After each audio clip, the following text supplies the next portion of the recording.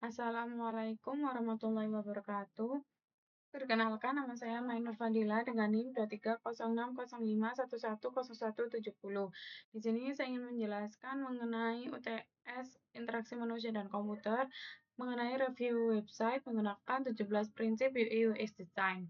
Di sini website yang saya review adalah archive.org. Nah, yang pertama itu ada user compatibility. Itu font yang digunakan di About, Blog, Event, Projects, Help, Donate, Contact, Jobs, dan Volunteer ini tuh sangat kecil, sekitar 12-13 px. Yang karena terlalu kecil itu membuat orang yang lansia atau yang umurnya sudah tua dan orang yang memiliki buta warna itu sangat sulit untuk membaca tulisan tersebut karena terlalu kecil. Lalu terdapat warna background abu-abu muda yang di bawah, yang di atasnya putih, itu sangat kan itu kontrasnya rendah ya, jadi menyulitkan juga dalam pengguna untuk membaca tulisan seperti search the history of more than 1 trillion web page on the internet. Lalu yang kedua, yang ketiga ini kan bahasa yang terdapat di Internet Archive ini full bahasa Inggris. Jadi itu jika ada orang dari luar yang tidak terlalu bisa untuk bahasa Inggris, itu sangat kesulitan untuk menggunakan website Internet Archive karena Internet Archive ini bahasanya full bahasa Inggris, tidak ada bahasa selain bahasa Inggris. Lalu yang kedua ada product compatibility. Nah, di sini menunya itu kan sudah ada web, ada teks, ada video, ada audio, software, dan image. Itu sudah memenuhi dan sudah sesuai dengan fungsi dari setiap produknya. Jadi, fungsi dari image itu apa, sudah sesuai dengan produknya, software juga, audio juga, video juga, teks juga, dan web juga. Lalu ada user novice. Jadi user novice itu adalah pengguna awal yang baru saja menggunakan website Internet Archive ini, itu itu bingung karena kan ada fungsi pencarian lanjutan, yaitu ada advanced search. Jadi jika beliau ingin menggunakan user novice ini, jika ingin menggunakan pencarian lanjutan atau advanced search, itu sangat kebingungan karena ini kan terlalu banyak dan tidak ada panduan untuk mengisinya, cara mengisi advanced search-nya. Lalu di sini juga ada dua pencarian, yaitu, di sini kan juga ada filter koleksi. Itu juga bingung, ini maksudnya buat apa? Sedangkan di sini juga sudah ada. Untuk pengguna user novice pasti sangat kebingungan. Lalu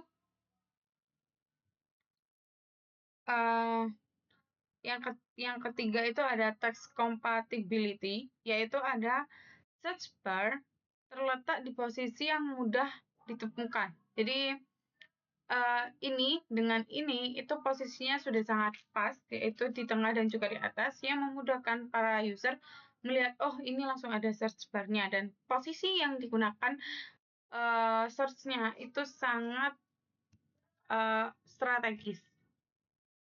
Nah, lalu tombol upload. Ini kan uploadnya ada di bagian uploadnya itu kan ada di bagian kanan, paling di pojok kanan atas. Tapi tombol upload di pojok kanan atas ini sangat membingungkan, sangat sulit untuk dijangkau karena kan biasanya orang tuh ngiranya upload ya di tombol upload di sana tidak di sini, tapi kayak di bagian atas ini mungkin yang bisa dilihat dan orang itu ngeh untuk ini ada tombol upload, tapi karena dia di pojok kanan atas ini itu membingungkan dan bersembunyi. Jadi untuk para user baru pasti kebingungan. Terus di sini ada Wayback Machine ini. Nah, ini itu kan untuk URL yang sederhana dan mudah digunakan. Jadi Wayback Machine memiliki form URL yang sederhana dan mudah digunakan text machine yang mudah digunakan oleh text machine. mohon maaf Ibu, jadi maksudnya Wayback Machine memiliki from URL yang sederhana dan mudah digunakan, text compatibility. Lalu ada filter pencarian, format, tanggal, subjek tersedia, namun tampilannya tidak intuitif sehingga menghambat teks penjaringan konten. Jadi di sini tuh emang ada khusus pencarian di tanggalnya.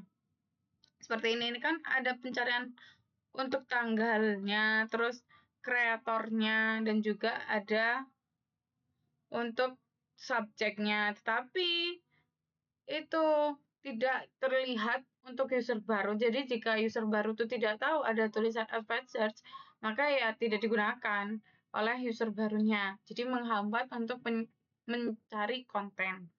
Lalu yang keempat ada workflow compatibility.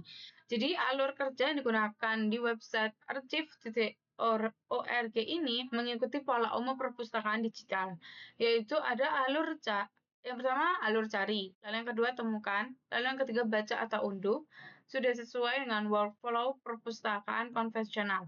Namun halaman beranda memiliki terlalu banyak informasi sekaligus feature collection. Ini kan ada feature collection nih. Lalu ada upload area di sini. Upload area tuh di bagian sini. Lalu juga ada media player seperti ini. Ini kan media player nih sama ini. Nah, itu sehingga membingungkan alur kerja pengguna baru. Jadi karena terlalu banyaknya informasi yang ada di halaman beranda ini, para user novice itu sangat kesulitan untuk memahami isi dari website ini. Lalu proses upload memerlukan banyak langkah. Jadi jika kita ingin mengupload, maka kita harus login terlebih dahulu. Nah, nanti setelah login, nah ini kan menggunakan email. Lalu kita isi datanya. Sebentar Ibu, azan. Nggak bisa dijeda.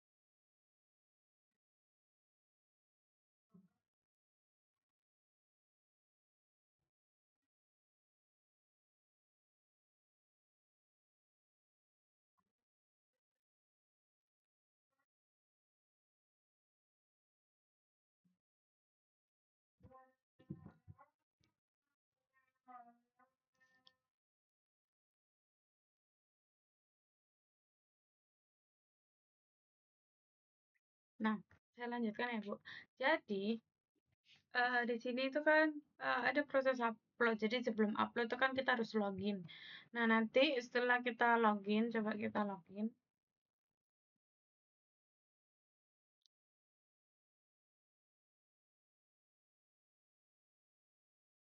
Nah, kita pasti apa? Jika kita ingin upload, kita nanti ada langkahnya. Yang pertama ada login, lalu ada isi metadata, lalu ada pilih lisensi yang terasa panjang tanpa proses indikator yang jelas. Lalu ada navigasi. Lalu ada navigasi antar kategori, teks, audio, video, software, image, sudah menggunakan pola tab atau menu yang familiar. Jadi bentuknya ini gambarnya, teks itu buku, jadi video itu ini, lalu audio itu speaker, software itu seperti ini, dan image itu gambar itu orang langsung tahu meskipun tidak ada tulisannya. Lalu yang kelima ada simplicity. Halaman beranda itu kan sangat padat, terdapat puluhan link, kategori, dan konten yang berdampingan tanpa hierarki visual yang jelas. Lalu, hidden navigasi memiliki terlalu banyak item menu sehingga sulit diprioritaskan. Halaman detail item, misalnya halaman buku. Ini kita buka halaman buku, menampilkan metadata teknis yang sangat panjang tanpa penyederhanaan untuk pengguna umum. Ini sangat banyak dan orang pasti bingung. Nah, nih. Nah, di sisi positifnya, di sini, ini terdapat nih bagusnya. Di Wayback Machine ini memiliki antarmuka yang sangat simpel, satu input URL dan satu tombol. Jadi di sini tinggal menginput URL-nya saja, kita langsung bisa search. Lalu yang keenam ada konsistensi. Nah, tampilan halaman itu berbeda-beda tergantung jenis koleksi. Jika kita membuka halaman audio, maka tampilannya akan berbeda dengan kita membuka di video. Lalu juga akan berbeda di tampilan web software dan juga image. Lalu ukuran font yang digunakan, warna tombol, dan gaya icon tidak sepenuhnya konsisten di seluruh halaman. Ada beberapa halaman yang masih menggunakan desain lama, tetapi ada juga beberapa yang sudah menggunakan desain yang sudah di-update. Lalu yang ketujuh ada familiarity. Nah, di sini yang icon familiarity itu ada icon search ini. Itu familiar dan umum juga digunakan oleh kebanyakan orang. Lalu ada icon download di sebelah sini yang menunjukkan tanda-tanda ke bawah itu mengunduh. Sudah menjadi standar. Jadi juga banyak orang yang menggunakan. Lalu ada logo Archive.org yaitu gambar Parthenon itu sudah sangat dikenal di kalangan pengguna internet. Namun, ada beberapa icon custom di halaman detail item tidak memiliki label teks. Jadi memaksa user untuk recall. Recall itu mengingat kembali daripada reconnection atau diberitahu. Seperti gambar ini. Nah, ini tuh apa? Kalau pengguna baru kadang tidak tahu. Lalu ini tuh lalu ini tuh bukan. Lalu ya kayak seperti ini. Nah, ini kan pengguna baru pasti tidak tahu ini buat apa dan fungsinya juga buat apa. Lalu yang ke-8 ada flexibility. Tersedia pencarian sederhana yaitu search bar biasa yang ini dan juga ada pencarian lanjutan advanced search. Nah, advanced search itu untuk user expert. User expert itu apa? Yaitu pengguna yang sudah ahli dan mahir dan juga sudah berpengalaman dalam menggunakan website internet archive ini. Ada APA untuk developer yang ingin akses koleksi secara programatik, di mana letak APA-nya itu berada di Advanced Search di bagian sini. Ini untuk APA. Nah, lalu koleksi dapat diakses tanpa login. Jadi, ini kan saya tadi bisa mengakses karena saya bisa mengakses website ini padahal saya juga belum login. Namun ada fitur tambahan seperti upload itu membutuhkan untuk kita login dan sign in di website ini terlebih dahulu. Terus belum ada mode tampilan yang dapat diubah, misalnya dark mode itu dia belum ada dan ukuran font yang bisa dirubah semau kita. Lalu yang ketiga ada responsiveness. Nah, tampilan di desktop itu kan sudah cukup responsif ya di laptop ini untuk interaksi dasar. Namun, jika kita membuka loading halaman koleksi besar, terutama video, coba kita buka ya.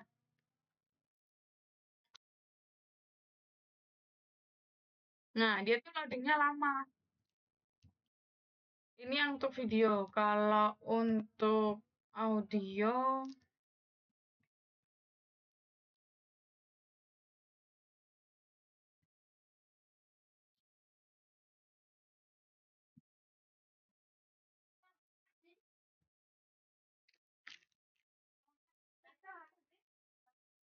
Nah, seperti itu.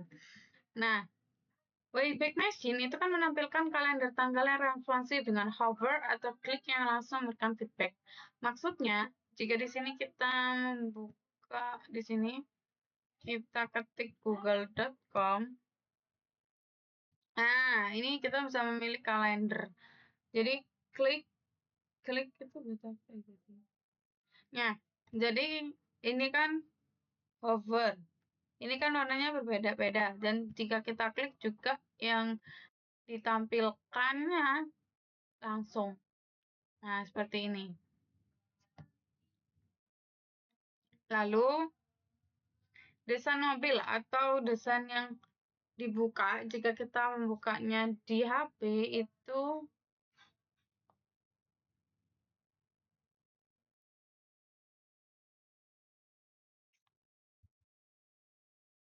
nah jika kita membukanya di HP, tampilannya itu ada yang besar dan juga kecil, jadi tidak efisien. Seperti ini. Nah, itu kayak tampilannya harus kita geser, terus ada yang tidak ada. Seperti itu. Nah, lalu yang ke-10 ada control. Search bar ini kan memberikan autocomplete suggestion saat user mengetik membantu mencegah kesalahan pengetikan. Jadi di halaman search bar ini,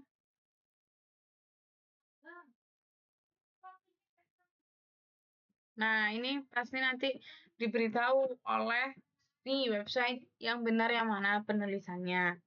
Itu namanya. Terus ada halaman Wayback Machine, memvalidasi format URL sebelum diproses. Lalu ada proses upload yang meminta konfirmasi sebelum file dikirim. Lalu tapi dia tidak ada fitur undo yang jelas. Misalnya kayak yang bisa dikembalikan. Untuk aksi seperti menghapus bookmark atau koleksi. Pesan error juga tidak informatif dan tidak selalu memberikan panduan solusi. Lalu yang ke-11 ada robustness. Yang pertama ada observability. Itu status server saat situs mengalami gangguan tidak selalu ditampilkan dengan jelas kepada user. Jadi, jika terjadi gangguan di website ini, user itu tidak tahu, apalagi user baru.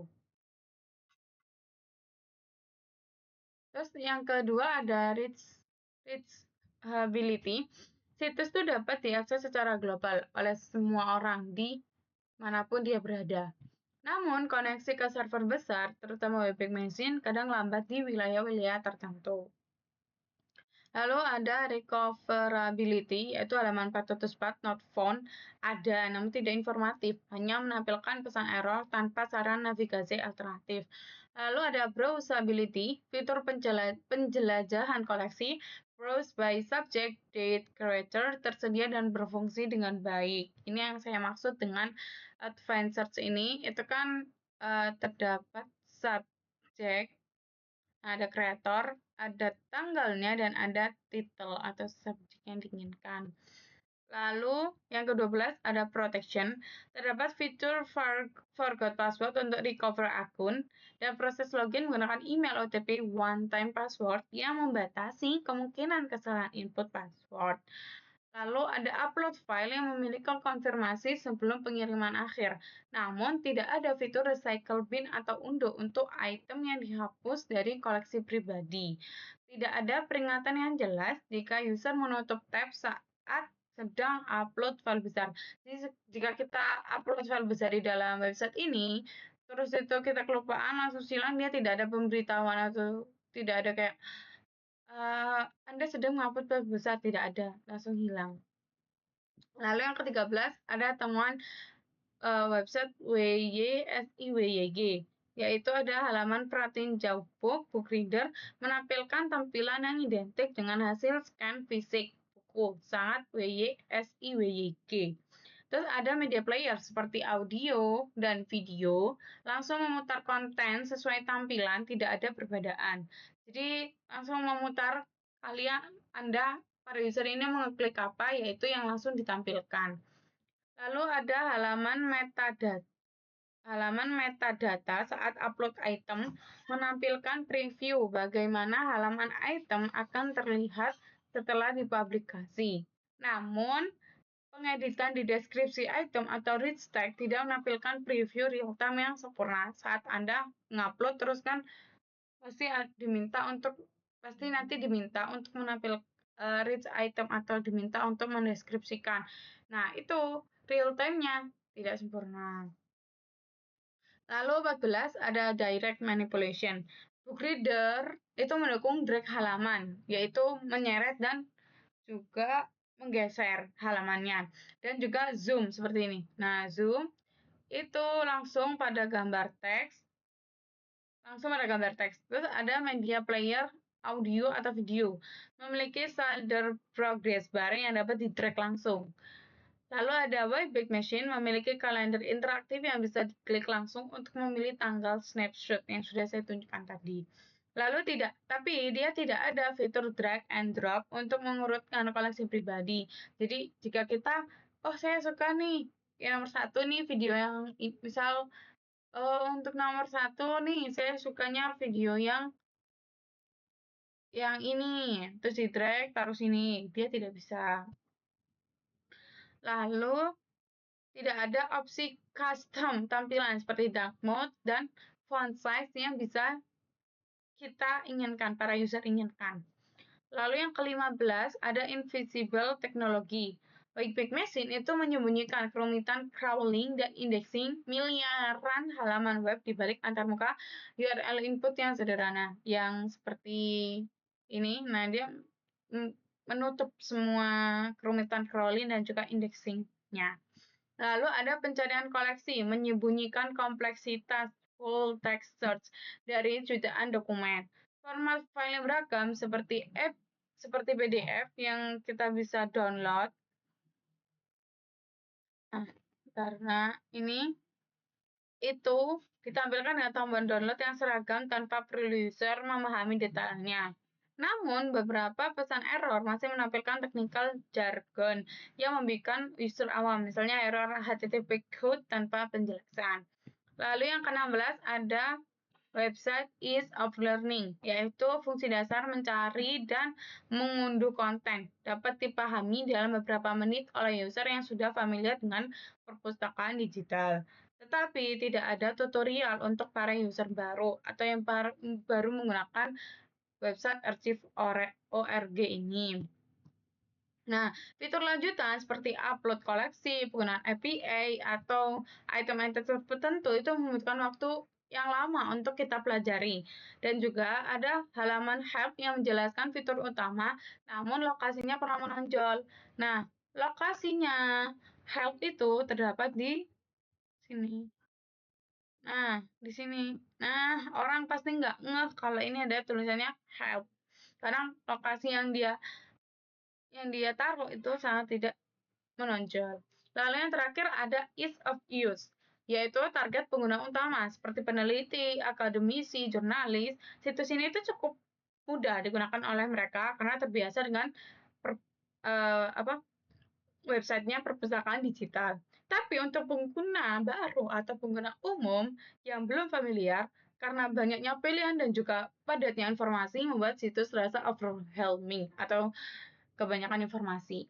Fungsinya, Wayback Machine, pencarian, dan unduhan dapat diakses tanpa membuat akun, jadi memudahkan para pengguna-pengguna baru. Lalu tapi jika kita membukanya di HP itu kurang optimal karena menyulitkan pengguna di perangkat smartphone. Tidak ada panduan singkat yang membantu user untuk memaksimalkan fitur yang saya tunjukkan tadi di sini. Nah, jika kita membukanya di HP itu yang ini tuh kayak tidak ada semua gitu. Nah, ini dia harus diseret terlebih dahulu. Tampilannya di HP itu mengikuti tampilan dia yang ada di laptop. Jadi tidak dibedakan oleh website archive.org ini. Itu saja yang bisa saya sampaikan mengenai review website archive.org ini mengenai UTS interaksi manusia dan komputer. Mohon maaf jika saya banyak salah dan kata, dan mohon maaf jika saya ada membacanya dikarenakan saya menulisnya terlebih dahulu di Google Form-nya, lalu membuat videonya. Itu saja yang bisa saya sampaikan. Mohon maaf. Wassalamualaikum warahmatullahi wabarakatuh.